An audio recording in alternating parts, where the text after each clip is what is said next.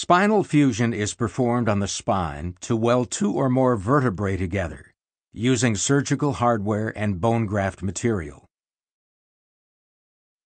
The spine consists of a series of interconnected bones called vertebrae, extending from the base of the skull to the tailbone.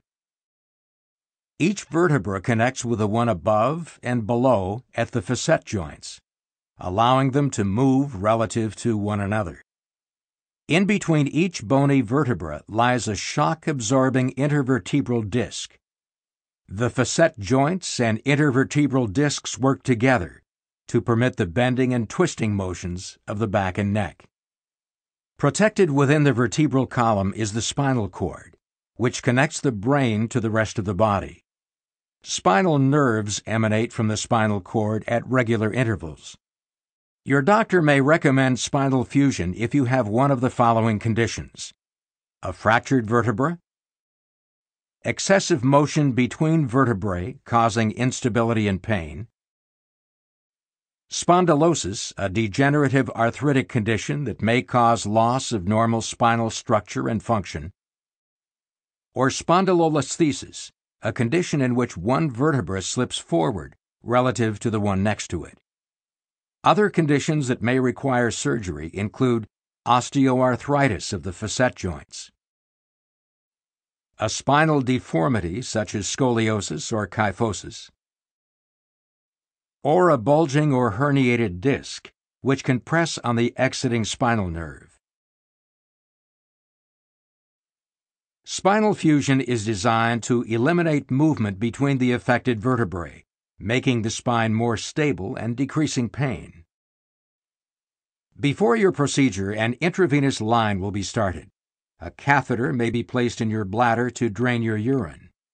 Spinal fusions are done under general anesthesia, which means you will be asleep for the duration of the operation. A breathing tube will be inserted through your mouth and into your windpipe to help you breathe during the procedure.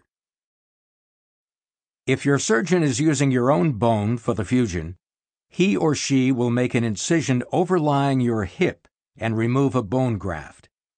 If your bone graft is coming from another donor, it will be harvested prior to your procedure. If you're having an open procedure on the lumbar spine and your lower back, you will lie on your stomach and your surgeon will make an incision directly over the spine. If you are having surgery on the cervical spine and the neck, your surgeon will generally approach this area from the front. In some cases, a spinal fusion may be performed using a newer, less invasive laparoscopic technique. Rather than one or two large incisions, a laparoscopic spinal fusion requires several tiny keyhole incisions, through which the laparoscope and special surgical instruments are inserted. Using a high-speed drill and other instruments, your surgeon will remove the disc between the two vertebral bodies to be fused. Next, your surgeon will insert the bone graft into the space between these two vertebrae.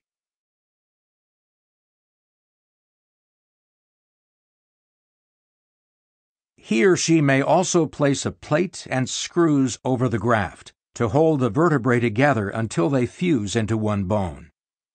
To complete the procedure, your surgeon will close the deep tissue and skin incision with stitches.